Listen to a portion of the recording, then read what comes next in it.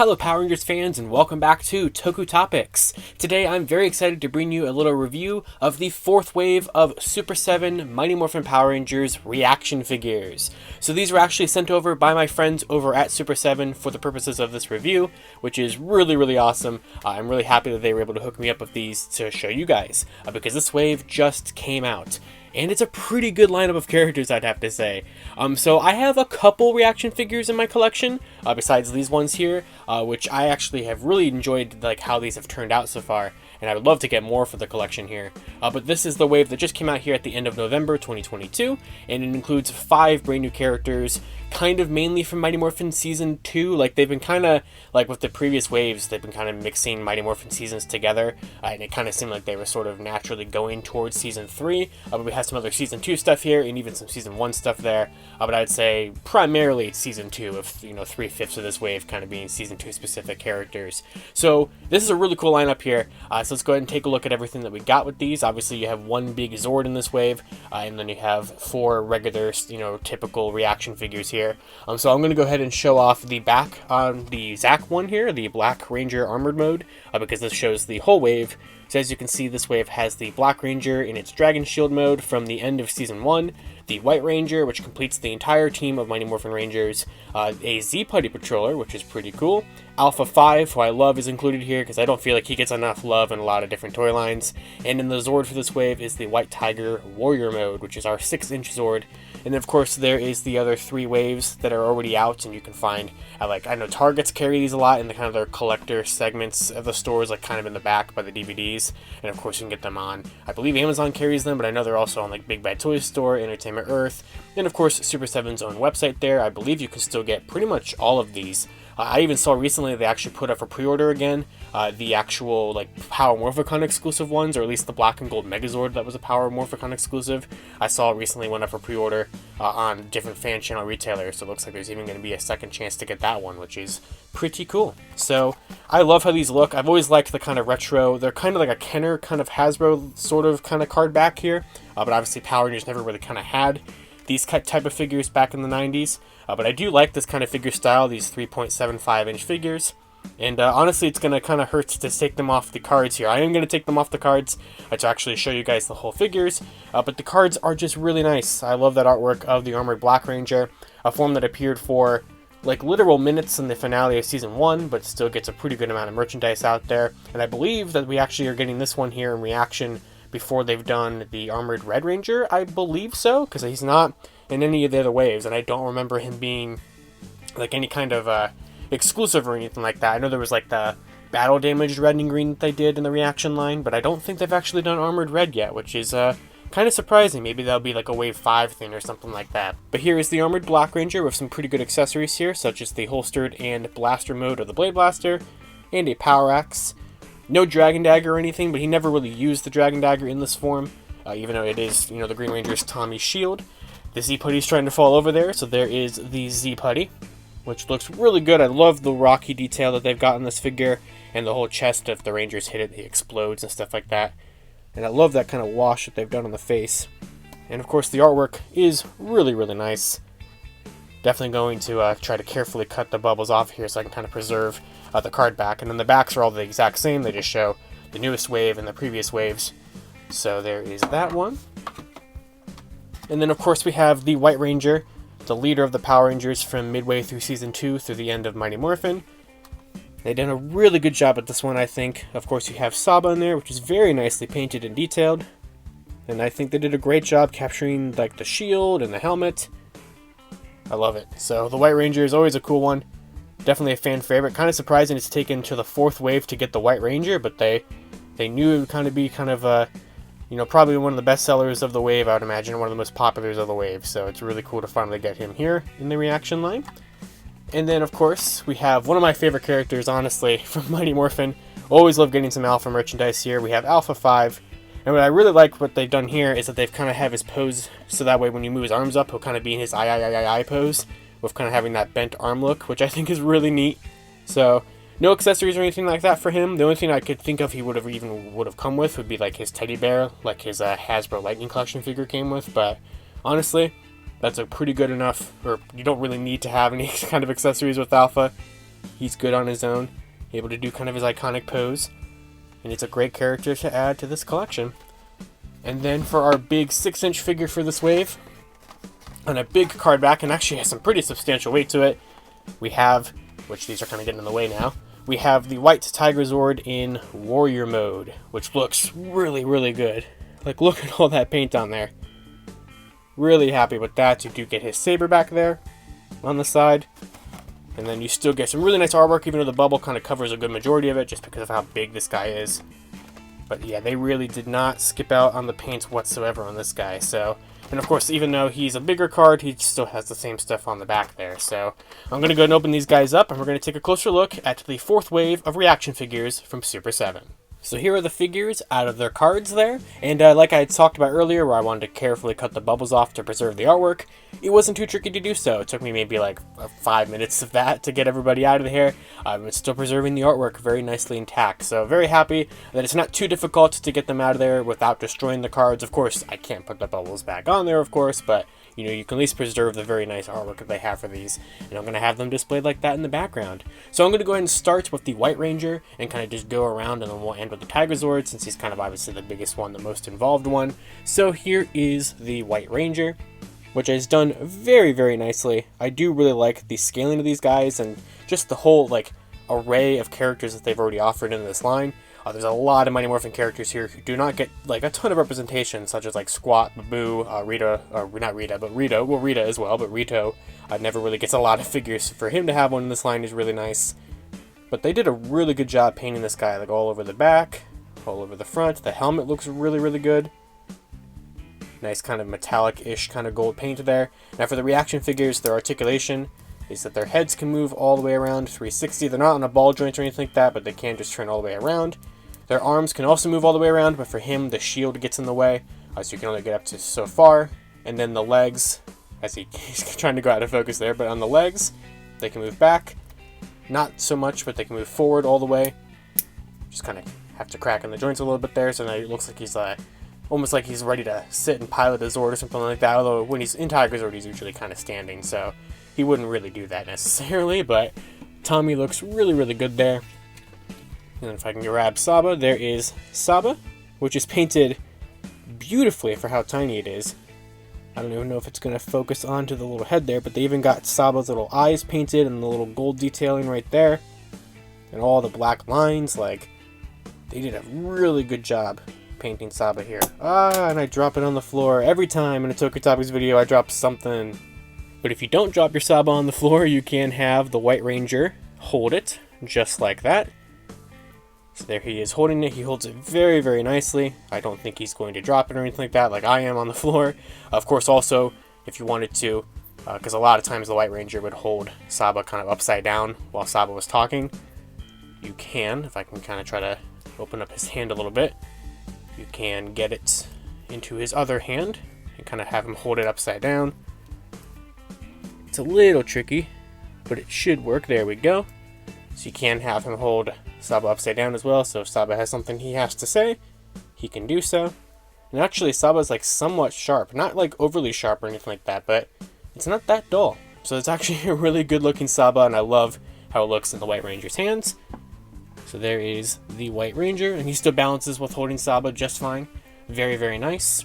Now we have Alpha, which I love the detail as well, that they made Alpha just a little tinier than the Rangers, as he should be. So that's really, really cool. And the detailing and paint on him is really, really, really nice. I love how this turned out. You got the little Power Rangers lightning bolts. Now he does have not the same kind of leg articulation, but his legs can kind of sort of rotate like that. I don't really know what the purpose of that would be, because it's not really going to get you anywhere. But you can do that if you wanted to. And then his arms can go up for an I pose, which exposes some yellow paint inside of his hands. So that's kind of his, freaking out kind of pose, like he's panicking. So that's pretty fun. I do like that quite a bit. And then you kind of just have him in this sort of stationary kind of, arms to the side sort of pose. And then the dome, they did a really good job with that. Some really nice thick black lines there. Maybe a little too thick of black lines, but, it kind of helps break up the whole gold pattern of his head. And maybe his dome could be a little bit more domey, I suppose, if that makes any sense. It feels like his head is a little too flat. But for the most part, they did a really good job with Alpha here.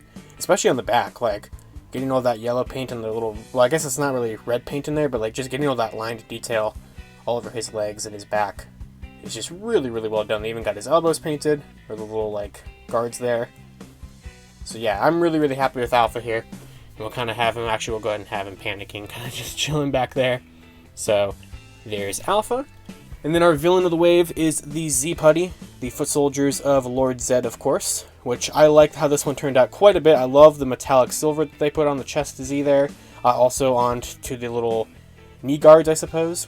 And they did a really good job getting that like shoelace detail on the boots, because the Z Putties were not, you know, the most sophisticated suits put together for Power Rangers. They were obviously very kind of thrown together from the original Putty suits, but they did a good job capturing that entire look here, especially with the rock detailing on the arms. I love that kind of wash that you have, this kind of black wash that really brings out the rocking details. Same thing on the face, they did the same thing there, really makes the red eyes pop and kind of just the overall dark gray. But I really like this. You know, I definitely think that some people are going to want to army build these guys. Get a couple Z Putties to go with your Lord Zeds, who was in wave, was it 2 that Lord Zed was in? Let me check. I think it was wave 2. Yep, wave 2 was Lord Zed. So, you know, you can kind of have those go with him, or go with some of the monsters that they've released or anything like that. So, really like that Z Putty there. And then the final Ranger figure is from Season 1, as I took a look at earlier, the Armored Black Ranger, which they did a really good job. So that's the same articulation as Mighty Morphin White, and I think they did a really good job at such a tiny scale capturing like the little like silver lines on the mastodon trunk, and getting the whole little tusks there, getting the gold armbands. They even got the red like circle around the morpher. They actually painted the diamonds underneath the shield, and I've always just liked the look of the dragon shield on the Black Ranger, so it's just always been a really nice design to me. And then just like White Ranger, his arms get blocked a little bit by that shield, but that's perfectly fine. They're not really going to need to move all that much anyway. And then, of course, you can bend his legs there. But very good. And then, of course, he actually has the most accessories. He has the Blade Blaster in both of its modes, or 2 of its 3 modes, in the holstered mode, and also in the blaster mode, which you can have into the Black Ranger's hand. Either way, I guess you really wouldn't have him hold the holstered mode, and he doesn't actually have a holster, so that's just kind of there. But you can get him to hold the blaster mode of the Blade Blaster like that. It's a little loose in his hand, because I feel like they made his hand a little thick, so that way he can actually hold the Power Axe, which is done really, really nice. And I believe that this is in its blaster mode, with the piece like, you know, angled down like that. But they did a really good job getting the whole yellow lines painted in there, and they did mold the little mastodon symbol on the coin, and even the little yellow trigger is painted, which is very, very impressive. So there's that. Now, you can technically have him hold this in either way, but even on the artwork there, they have him in blaster mode, so this is intended to be its blaster mode configuration. So you can have him hold that like that. And then, yes, I do believe, even though this is technically not how this mode is supposed to be, and we're kind of, you know, at risk of chipping the yellow paint, you could kind of technically have it in axe mode, even though that's not 100% what this one is supposed to be. So, but still, really, really nice detailing. Really, really nice accessories. It's kind of nice for him to have the most, even though he never really used any of these 3 accessories, but still, it's just cool that they gave it to him nonetheless. And then, of course, the final figure is the Tigerzord in Warrior Mode, which is a really nice, has some good weight to it. Really like this one a lot. And, like, just look at all the detail and all the paint there, like, especially there. All those kind of sort of technological pieces or whatever. They even have the folded down face of the Mega Tigerzord combination with the Thunder Megazord, so I really like that. And how they got that silver paint detail. But really, really good. Love all the little orbs that are painted. The sides on the wrists are really well done with the coin and all the paint there. And they got the little orbs. They got the Tigerzord little symbol there. The head is really, really well done. And of course, it does rotate, but it's just going to get blocked by kind of just the design. Same thing with these. These move, but get a little stuck at some points. And then these also move, but they are a little stiff, although you can get the full articulation out of there, and there's no hand movements or anything like that, but so you can kind of loosen it up a little bit and get his feet to move. But overall, I really do like this a lot. It looks nice with your White Ranger, of course. And then, I almost knocked him over, you do get his sword, which I think is also detailed very nicely with the little orb there. You can put that into either one of his hands, but I think it's technically supposed to be more correctly in his right hand. Although this hand feels like it's open a little bit more, so maybe I'll try to slot it into this hand. It's a little tricky to do this, but give me 1 second. So I did get it into his right hand. He does have it in his left hand. He has it in his right hand and the card art there, but which is a little easier to kind of, fit it through the gap in the hand there on the right hand or on the left hand. I keep getting that mixed up. But that does look pretty good nonetheless. So there is Tigerzord Warrior Mode with his weapon. And of course you can kind of have him displayed with the White Ranger. So really, really cool little dynamic there with the two of them. And overall, this is a really good wave. A really good wave of ReAction figures here. This is the first time that I've had an entire wave of ReAction figures. The only other one that I have besides this in my collection is the Mighty Morphin Red Ranger. But I definitely want to pick up more of these guys. And it's just really, really cool that I was able to do a video and take a look at them here, because I really like the selection here. I like when they kind of get into, not necessarily the more obscure stuff, but like when you start doing things like Armored Black Ranger, that's kind of more obscure to me. Kind of same thing sort of with the Z Putties. I mean, these are kind of some ones that you think that they would get to. This would get kind of the next logical Zord.